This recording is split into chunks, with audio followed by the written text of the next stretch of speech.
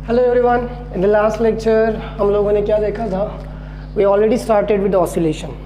Okay, now oscillation में हमने simple harmonic motion देखा, कुछ बेसिक टर्म्स देखे. Now in this lecture we are going to see differential equation of simple harmonic motion. जो भी SHM है, सिंपल हार्मोनिक मोशन है, उस सिंपल हार्मोनिक मोशन का हम आज डिफरेंशियल इक्वेशन देखेंगे.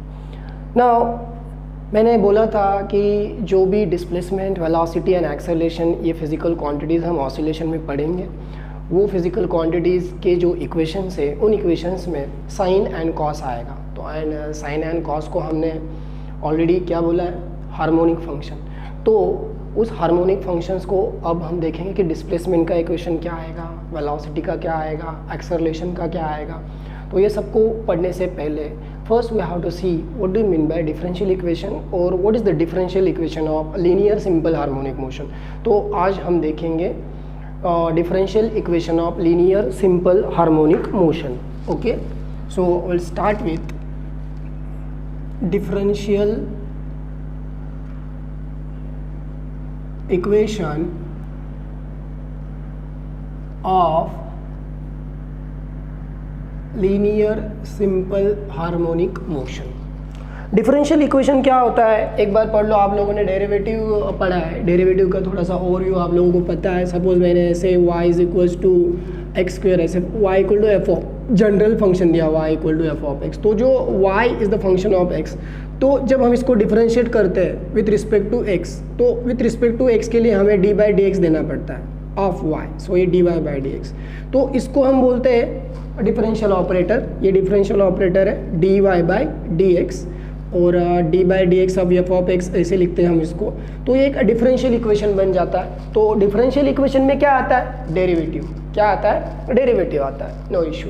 सो this is the differential equation. इस टाइप में जो इक्वेशंस रहते हैं जिसमें डी बाई डी एक्स रहेगा, वो डिफरेंशियल इक्वेशन होता है. ऐसा डिफरेंशियल इक्वेशन हमें बनाना है किसका? सिंपल हार्मोनिक मोशन का. तो सिंपल हार्मोनिक मोशन जब हमने पढ़ा था, तो सिंपल हार्मोनिक मोशन में हमने देखा था कि जो भी इंटरनल रिस्टोरिंग फोर्स है, सपोज ये स्प्रिंग है, एक स्प्रिंग को हमने ब्लॉक अटैच किया था जिसका मास m था, और इस ब्लॉक को हमने रखा था एक फ्रिक्शनलेस टेबल पे. This is the frictionless table. और जब हमने यहाँ पे एक्सटर्नल फोर्स लगाया था, when you are applying the force towards right direction, at that time this spring is getting stretched towards right side. इसका मतलब क्या हुआ कि स्प्रिंग का जो डिस्प्लेसमेंट है वो राइट साइड में होगा. किस साइड में होगा? राइट साइड में, x. Is it clear? But we are not interested in the applied force. We are interested in the internal restoring force. So at that time, whenever you are applying the force in a right direction, at that time spring generated internal restoring force towards right side. Is it clear? जो spring है वो spring internal restoring force generate करती है. क्यों generate करती है? Because of elastic property of spring. elastic property की वजह से internal restoring force generate होता है, और वो हमेशा इस डिस्प्लेसमेंट के अपोजिट रहेगा. देखो यहाँ पे ये डिस्प्लेसमेंट यहाँ पे है राइट साइड में, और internal restoring force left side में. ये बात आप लोगों को समझ में आ गई होगी. उसके बाद ये भी मैंने बोला था कि जितना ज़्यादा डिस्प्लेसमेंट रहेगा उतना ही ज़्यादा इंटरनल रिस्टोरिंग फोर्स रहेगा. तो हमने देखा था कि इंटरनल रिस्टोरिंग फोर्स जो है, दिस इज द डिस्प्लेसमेंट. अब मैं यहाँ पे ये नहीं दिखाता हूँ. इंटरनल रिस्टोरिंग फोर्स इस साइड में है. Okay, this is internal restoring force. तो in linear SHM, what we observe, जो फोर्स है, force is directly proportional to displacement. ये फोर्स, मैं अब इस फोर्स के बारे में बात नहीं करूंगा. जब भी हम बात करेंगे इंटरनल रिस्टोरिंग फोर्स की ही बात करेंगे. तो internal restoring force in linear SHM, internal restoring force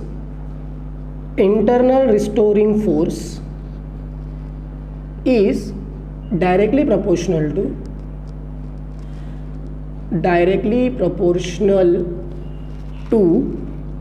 internal restoring force is directly proportional to displacement. किसके डायरेक्ट प्रोपोर्शन होता है? डिस्प्लेसमेंट. क्या है डिस्प्लेसमेंट यहाँ पे? x. तो x के डायरेक्ट प्रोपोर्शन में रहेगा. एंड ये कहाँ पे डायरेक्ट करता है? मैंने बोला था यहाँ पे, एक बार पढ़ाया था मैंने कि जब स्प्रिंग पे फोर्स नहीं है, तो इस ब्लॉक पे जब हमने फोर्स अप्लाई नहीं किया, तब ये स्प्रिंग नॉर्मल पोजीशन में इक्विलिब्रियम पोजीशन पे सपोज यहाँ पे स्टेबल है, तो ये मीन पोजीशन हो गई। तो ये जो इंटरनल स्टोरिंग फोर्स होता है ये हमेशा हमेशा कहाँ पे होता है, towards mean position. So displacement x and directed towards mean position. Internal storing force जो होता है वो हमेशा डायरेक्ट करता है मीन पोजीशन की तरफ। सो directed towards mean position.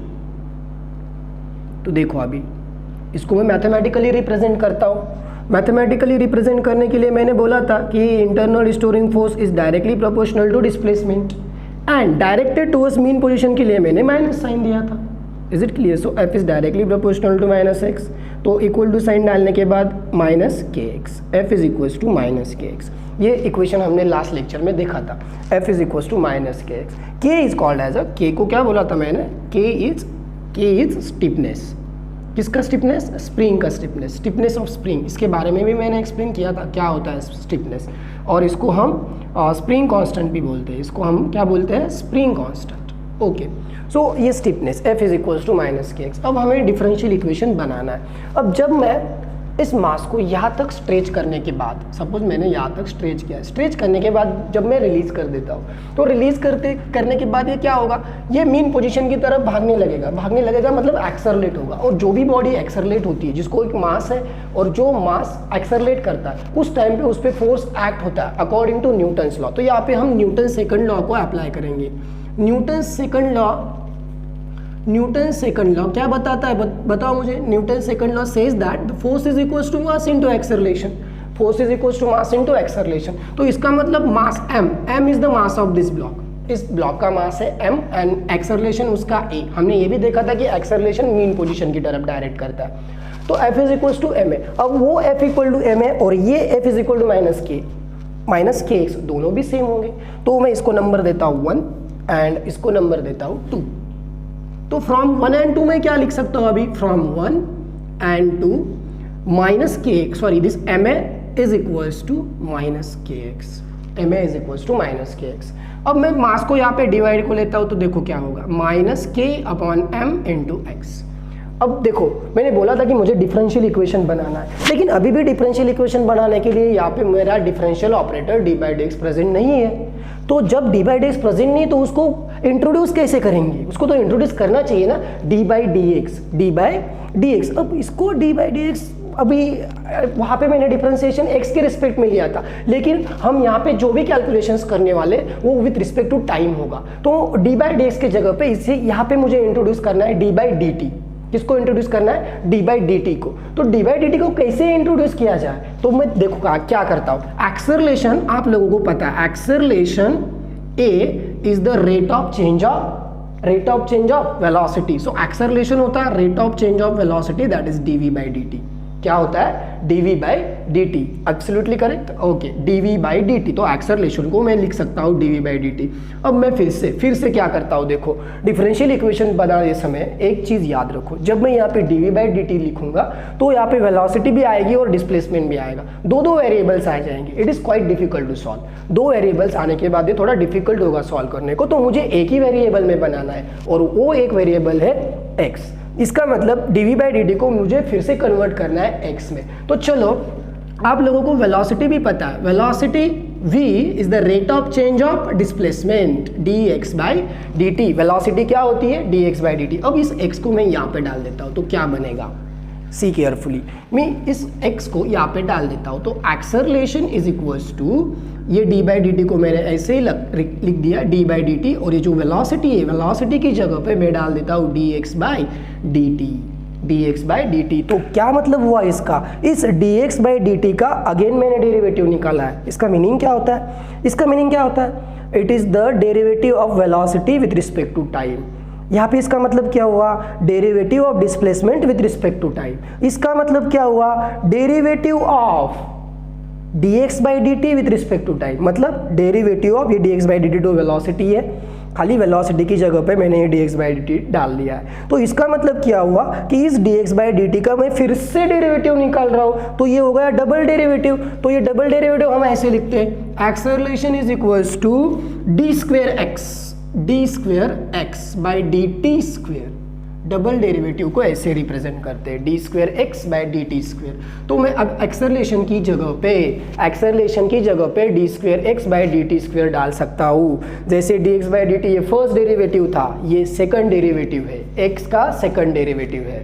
This is the double derivative of displacement. यहाँ पे डबल डेरिवेटिव निकाला ना हमने, ये सिंगल डेरिवेटिव था, ये डबल डेरिवेटिव है। तो this is D square x by d t square represent acceleration. तो देखो एक्सेलरेशन को दो प्रकार से हम यहाँ पे रिप्रेजेंट कर सकते हैं, एक d v by d t, दूसरा d square x by d t square. Here we will call the differentiation of velocity with respect to time. It is the first derivative of velocity and here it is the second derivative of displacement. First derivative of velocity and second derivative of displacement, both are acceleration। दोनों क्या है? acceleration। लेकिन मैंने बोला कि मैं यहाँ पे dv by dt क्यों नहीं लिखना चाहता, क्यों? क्योंकि velocity and displacement दो अलग अलग वेरिएबल्स आ जाएंगे, तो दोनों को हैंडल करना डिफिकल्ट होगा, इसलिए मुझे एक ही वेरिएबल में कन्वर्ट करना है। इसलिए मैं अब एक्सेलरेशन को क्या लिख सकता हूँ, d square x by d t square. Therefore मैं यहाँ पे एक स्टार बना देता हूँ, फ्रॉम स्टार से क्या पता पड़ेगा कि इस एक्सेलरेशन की जगह पे मैं ये डाल देता हूँ, d square x by d t square is equals to minus k upon m x, minus k upon m into x. अब इस के अपॉन एम को कहा जाता है omega, which is called as angular frequency. इसको आप लोगों ने रोटेशनल मोशन में एंगुलर वेलोसिटी बोला था, यहाँ पे इसको हम बोलेंगे एंगुलर फ्रीक्वेंसी। तो k upon m is omega, very important, इसको याद रखिए क्योंकि ये बहुत जगह पे हमें लगने वाला है। K upon m spring constant upon mass होता है एंगुलर फ्रीक्वेंसी। तो यहाँ पे मैं क्या करता हूँ, देखो यहाँ पे मैं डाल देता हूँ ओमेगा, के अपॉन एम पी जगह पे मैं क्या डाल देता हूँ, ओमेगा। तो देखो डी स्क्वेयर, सॉरी ओमेगा नहीं, यहाँ पे डाल देना है ओमेगा स्क्वेयर। ये बाद में बताऊंगा मैं आप लोगों की ये ओमेगा स्क्वेयर क्यों डालना है, ओमेगा क्यों नहीं। तो के अपॉन एम की जगह पे मैंने क्या डाला, ओमेगा स्क्वेयर। तो ये हो जाएगा d square x by d t square is equals to minus k upon m, ये minus as it is, k upon m की जगह पे मैंने डाला omega square into x. So this is the differential equation.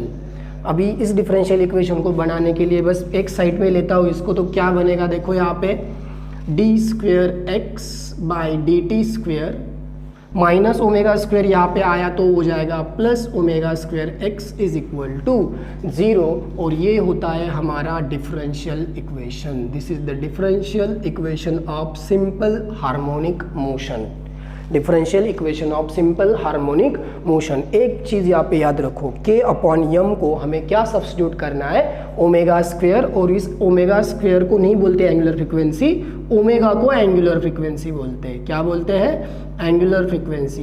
यहाँ पे एक चीज़ याद रखो, के अपॉन यम को सिर्फ ओमेगा नहीं पुट करना है, तो ओमेगा स्क्वेयर पुट करना है, और ओमेगा क्या होता है, angular frequency. So this is the differential equation of simple harmonic motion.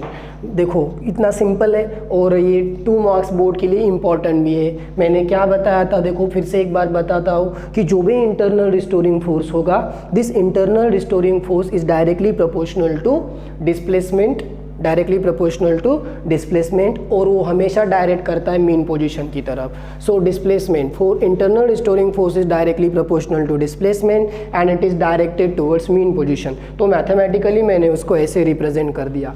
Proportional sign निकाल देना है तो मैंने डाल दिया के, स्प्रिंग कांस्टेंट डाल दिया, कांस्टेंट डालना है वो कांस्टेंट डाल दिया के, तो एफ इज इक्वल्स टू बन गया माइनस के एक्स। तो यहाँ तक आप कर सकते हो। उसके बाद सिंपली क्या करना है, according to Newton second law of motion, Newton second law of motion क्या बताता है कि फोर्स जो होता है it is mass into acceleration, f is equals to m है। अब ये f is equals to m है and this f is equals to minus k x, both are same, तो मैंने उन दोनों को इक्वेट कर दिया। इक्वेट करने के बाद अब मुझे यहाँ पे इंट्रोड्यूस करना है डेरिवेटिव, और वो डेरिवेटिव मतलब डी बाई डी टी। तो उसको रिप्रेजेंट करने के लिए, उसको सब्स्टिट्यूट करने के लिए मैं एक्सेलरेशन को क्या लिख सकता हूँ, acceleration is the rate of change of velocity with respect to time, rate of change of velocity with respect to time.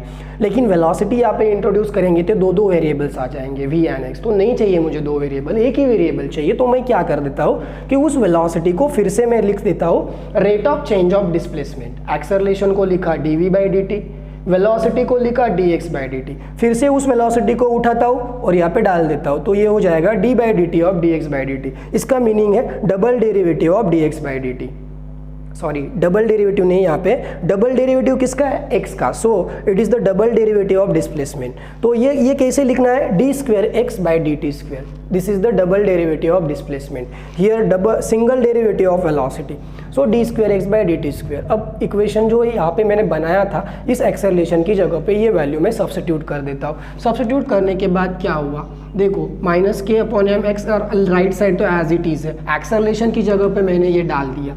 अब मैं k/m को ओमेगा² बोलता हूँ, और ओमेगा है तुम्हारा कांस्टेंट, ओमेगा क्या है तुम्हारा कांस्टेंट, तो ये बन गया d²x/dt² is equal to -ω²x। अब -ω²x को यहाँ पे लिया तो ये बन जाएगा +ω²x। तो यहाँ से आप लोगों को क्या क्या समझ में आया होगा, ये देखो यहाँ पे सबसे पहले ये डेरिवेटिव हमने कितने बार लिया है, 2 टाइम्स, तो ये सेकंड ऑर्डर इक्वेशन है, दिस इज सेकंड ऑर्डर, ये इक्वेशन क्या है, second order differential equation, because इसका जो डेरिवेटिव 2 टाइम्स लिया है। अब इस d²x/dt² का जो पावर देखोगे तो 1 है, इसलिए इसको फर्स्ट डिग्री, इसको बोलते हैं फर्स्ट डिग्री। ओके, सो आप लोग ये ऑर्डर और डिग्री आगे जाके 12th स्टैंडर्ड में डिफरेंशियल इक्वेशन में देखोगे। तो अब यहाँ पे आप लोगों को क्या याद रखना है कि इसकी ऑर्डर क्या है, this is second order differential equation, this is second order differential equation and first degree, second order and first degree, this is second order first degree differential equation, second order first degree differential equation बन गया। Any doubt? Okay, so this is the differential equation, आप लोगों को सबको समझ में आ गया होगा। ओके, पूरा इक्वेशन मैंने यहाँ पे रिप्रेजेंट कर दिया है।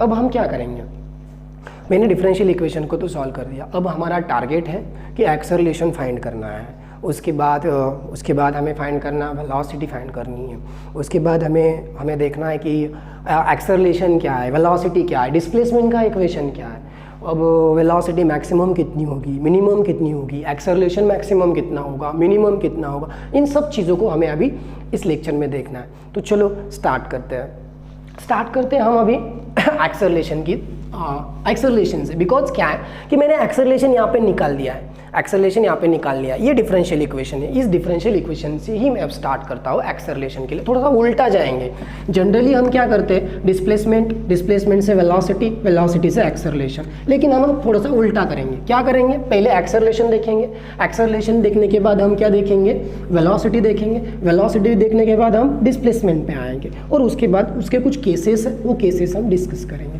तो चलो मैं ये यहाँ पे ऐसे ही लिखता हूँ क्योंकि ये हमें लगेगा। ओके, देखिए यहाँ पे अब हमें जो देखना है एक्सेलरेशन,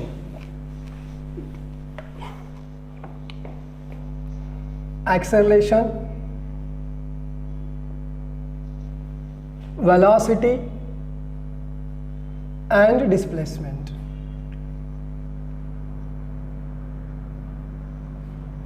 ऑफ पार्टिकल परफॉर्मिंग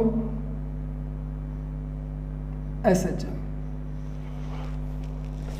चलो यहाँ पे ध्यान दो, देखो क्या करना है, सबसे पहले डिफरेंशियल इक्वेशन को लिख लेते हैं। वी नो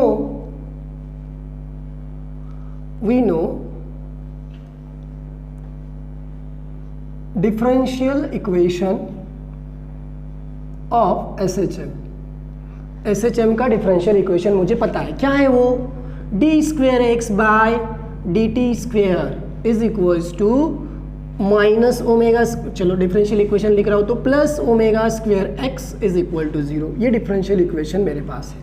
अब इस डिफरेंशियल इक्वेशन को मैं थोड़ा सा आगे लेता हूँ। चलो d²x/dt² के अलग अलग मीनिंग देखो यहाँ पे, ये होता है d/dt of dx/dt, that is rate of change of velocity, और dx/dt क्या होता है, वेलोसिटी, तो dv/dt। Is it clear? और यही होता है हमारा एक्सेलरेशन। तो मैं यहाँ पे लिखता हूँ एक्सेलरेशन, तो एक्सेलरेशन क्या हुआ, a + ω² is equal to 0, a is equal to, ये प्लस उधर गया तो क्या होगा, -ω²x। तो ये हो गया हमारा general acceleration. a is equals to minus omega square x is the expression for general expression. मतलब पार्टिकल जब SHM परफॉर्म करेगा उस समय हम निकाल सकते हैं कि कहाँ पे कितना एक्सेलरेशन है। मैंने बताया था कि जैसे force is directly proportional to displacement, वैसे ही यहाँ पे आया है, देखो acceleration is directly proportional to displacement. इसका मतलब ये एंगुलर फ्रीक्वेंसी क्या हो गई? Yes, constant. एंगुलर फ्रीक्वेंसी हमेशा कांस्टेंट रहेगी लीनियर SHM में, ये वैल्यू बदलेगी नहीं। बदलेगा कौन? x। तो ये x बदलता कैसे वो देखो।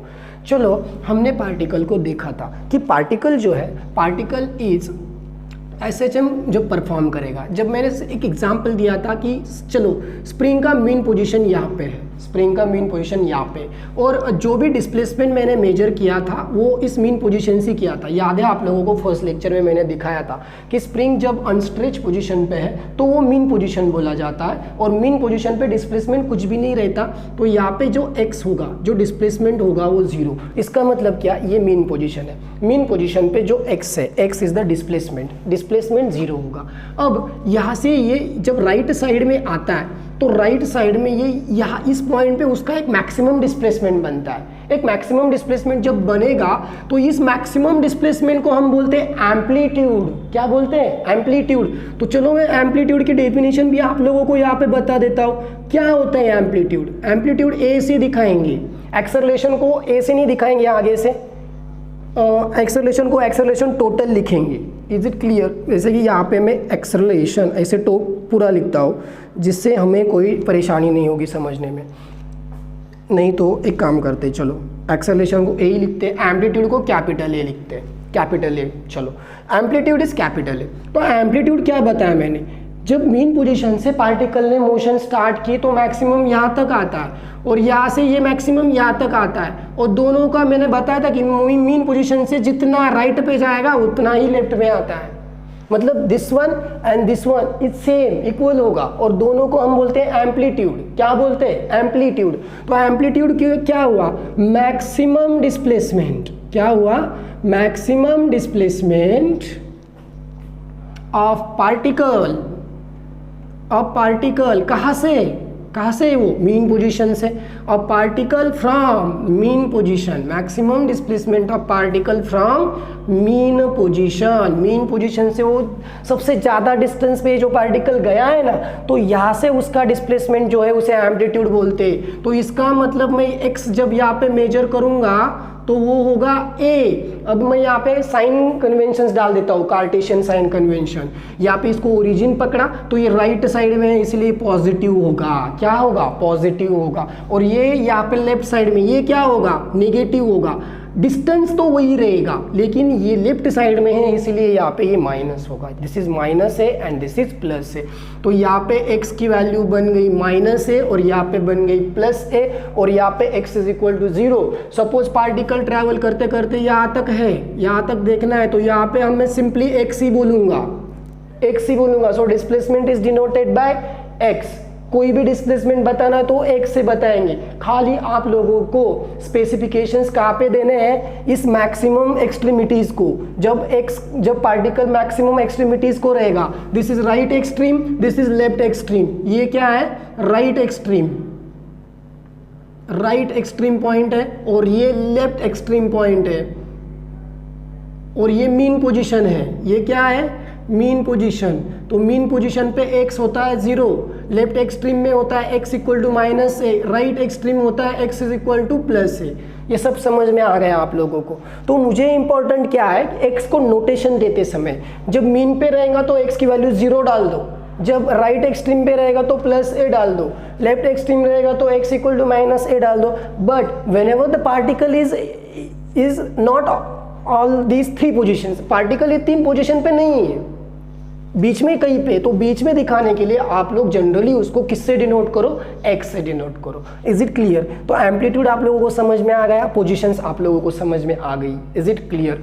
तो अब मुझे इंपॉर्टेंट क्या निकालना है? मेरे पास एक्सेलरेशन का एक इक्वेशन आ गया है, -ω² x।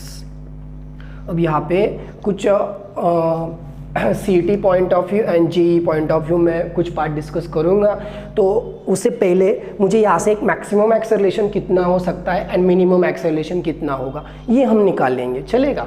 तो देखो यहाँ पे मैं सबसे पहले बात करता हूँ मैक्सिमम एंड मिनिमम एक्सेलरेशन की। एक बात बच्चों याद रखो कि मैक्सिमम एंड मिनिमम जो होगा, मैक्सिमम एंड मिनिमम जो होगा वो तीन ही पॉइंट पे हो सकता है। कौन से? मीन पे हो सकता है, राइट एक्सट्रीम पे या लेफ्ट एक्सट्रीम पे, बीच में नहीं होगा, बीच में नहीं होता। बीच में मैक्सिमम मिनिमम जनरली होता ही नहीं है। जब मैक्सिमम होना है तो भी वो तीनों पॉइंट पे ही हो सकता है, मिनिमम होना है तो भी वो तीनों पॉइंट पे ही हो सकता है। Is it clear? बीच में मैक्सिमम मिनिमम नहीं होगा। समझा देता हूं आप लोगों को कैसे। जब मैं मैक्सिमम एक्सेलरेशन की बात करूंगा, मेरे पास एक्सेलरेशन डिपेंड है एक्स पे। मैंने बताया कि ओमेगा स्क्वायर कांस्टेंट है, ओमेगा स्क्वायर कांस्टेंट है, तो किस पे डिपेंड है? एक्स। तो आप लोगों को यहाँ पे तो पता पड़ रहा है जितना डिस्प्लेसमेंट बढ़ेगा उतना एक्सेलरेशन बढ़ेगा, जितना डिस्प्लेसमेंट कम होगा उतना एक्सेलरेशन कम होगा। Do you agree with this? तो चलो ये एक्स पे डिपेंड है।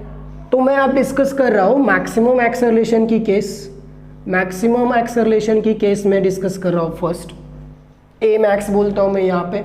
Maximum acceleration is denoted by suppose a max. Suppose I want to calculate a max and this acceleration is depend on x and x. देखो यहाँ पे x की सबसे छोटी वैल्यू क्या है? 0। और एक्स की सबसे बड़ी वैल्यू क्या है? Plus a and minus a. Minus sign छोटा वाला पार्ट नहीं दिखाता है, माइनस साइन क्या दिखाता है? खाली लेफ्ट साइड में है। और प्लस साइन क्या दिखाता है? राइट साइड में है। माइनस है मतलब इसका मीनिंग कुछ नहीं हुआ कि वो निगेटिव में चला गया, उसकी वैल्यू कम हो गई। नो, वैल्यू कम नहीं हुई, वो हम सिर्फ दिखाने के लिए कर रहे हैं कि राइट में गया तो प्लस है, लेफ्ट में आया तो माइनस है। तो देखो मैं किससे डिस्कस कर रहा हूँ? Maximum acceleration. और मुझे मैक्सिमम एक्सेलरेशन चाहिए तो मेरी डिस्प्लेसमेंट की वैल्यू जो है वो मैक्सिमम आनी चाहिए। तो एक्स की मैक्सिमम वैल्यू क्या है? X is equals to plus a या फिर माइनस ए। इसका मतलब दोनों को मैं कंबाइन कर देता हूं तो क्या होगा? x is equals to plus minus a. x is equals to plus minus a. Is it clear? तो x is equals to plus minus a जब आ रहा है तो ये वैल्यू मैं यहाँ पे डाल देता हूँ, क्योंकि मुझे पता है मैं x इक्वल टू 0 डालूंगा तो ये 0 हो जाएगा। लेकिन मैं जब x equal to plus minus a डालूंगा तो ये बहुत बड़ा बन जाएगा। तो देखो मैं x की जगह पे प्लस माइनस ए डाल देता हूँ। a is equals to minus omega square, x की वैल्यू मैंने प्लस माइनस ए डाल दी, इनटू में है ये। अभी आप लोग देखो plus into minus, minus minus into minus plus, तो फिर से प्लस माइनस हो रहा है। तो a is equals to plus minus a into omega square.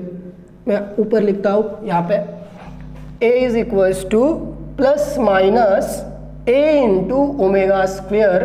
This is the maximum acceleration. ये क्या हो गया? Maximum acceleration. This is the maximum acceleration. Understand? Okay, फिर से बताता हूं मैं। मैक्सिमम एक्सेलरेशन कितना हुआ? Amplitude into omega square. A क्या है? एम्पलीट्यूड है। ए क्या है? एम्पलीट्यूड।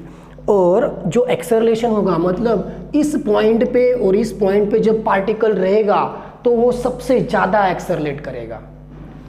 इन पोजीशन के अलावा आप जब विचार करोगे, यहाँ पे सोचोगे, तो देखो यहाँ पे प्लस ए एंड माइनस पे particle is performing maximum acceleration and the magnitude of this acceleration is a into omega square. Is it clear? तो देखो अभी a into omega square, a stands for amplitude, omega stands for angular frequency. Now we are going to see the minimum acceleration. हमने maximum acceleration देख लिया, अब हम देखेंगे minimum acceleration, second part. Minimum acceleration कितना होगा? देखो जो भी मैक्सिमम है मिनिमम है इस पाथ पे ही होने वाला है। मैक्सिमम एक्सेलरेशन मुझे राइट एक्सट्रीम और लेफ्ट एक्सट्रीम में मिलता है। कहाँ पे मिलता है? Right extreme and left extreme पे, दोनों जगहों पे मैक्सिमम एक्सेलरेशन मिलेगा। अब मिनिमम एक्सेलरेशन, फिर से यहाँ पे आओ, x की वैल्यू क्या डालनी है? अभी आप ही बताओ कब मिनिमम होगा? x की वैल्यू 0 रहेगी। तो at mean position minimum acceleration, mean position पे x की वैल्यू क्या है? 0।